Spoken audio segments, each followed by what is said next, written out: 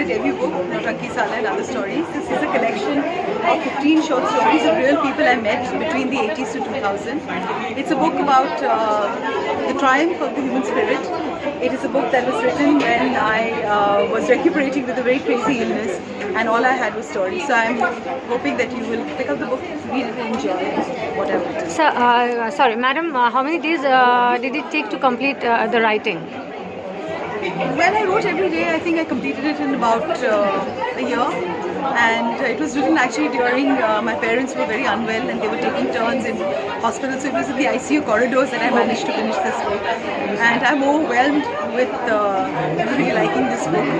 I'm touched, and thank you. Surely, I also wish the same, and a very big congratulations to you, ma'am. Thank you so much. Kind of bitterness or memories of the past they were holding on to, which of course showed up in their personality as they grew older. My father, who passed away on the 1st of August, and this chair that's been kept there as a reserved chair is for my father, because he's here in spirit for me today, because he would have been extremely happy to have seen me among all of you launching my book.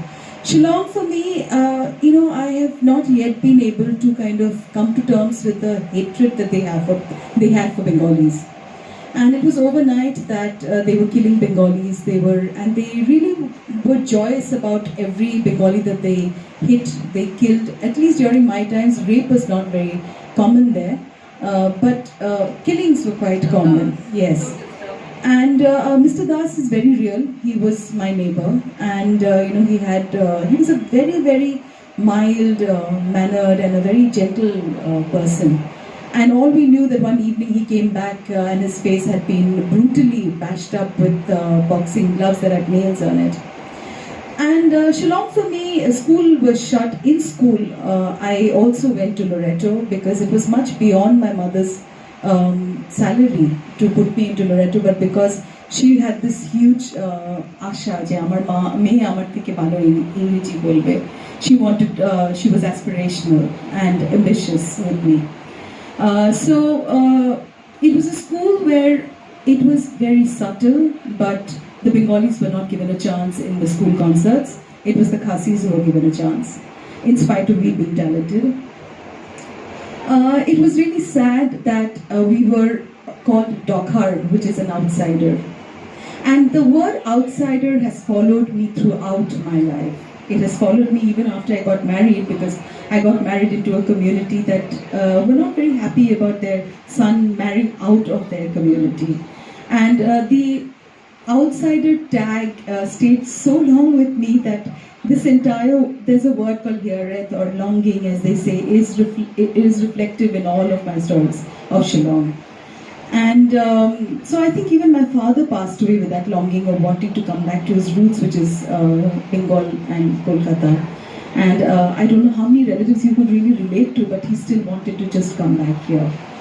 And yes, so that's how Shillong has been a very integral part of my life. But Delhi was amazing because they didn't care whether I was a Bengali or I wasn't. But the hatred for Bengalis went through my personality forever, where I did not want to be known as a Bengali. So for very long, I didn't want to call myself Mohua. Chauvinists by patriarchy, sexism, loneliness, abandonment, double standards. But what they do is struggle to fight against this. Some of them manage to rise up to the challenge and survive. Some go under. Now, Mohua, you've said that every one of these is based on a real life story. I wanted to ask you, then how many of your protagonists did you know really well, number one, or knew? And how did their life, their story impact on the trajectory of your life? And how did their fight inspire you to fight yours, especially when illness made your life so difficult? Give you a... Yeah.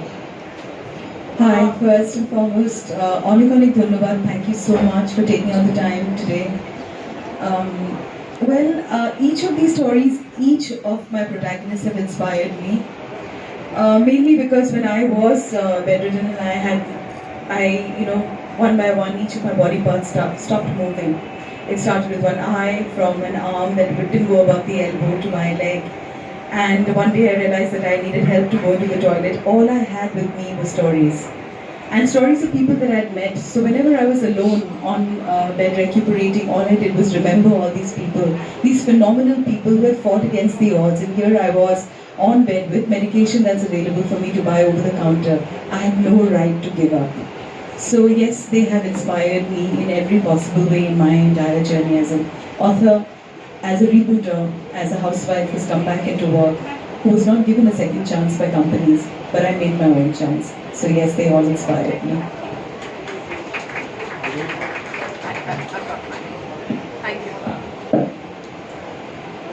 Thank you so much.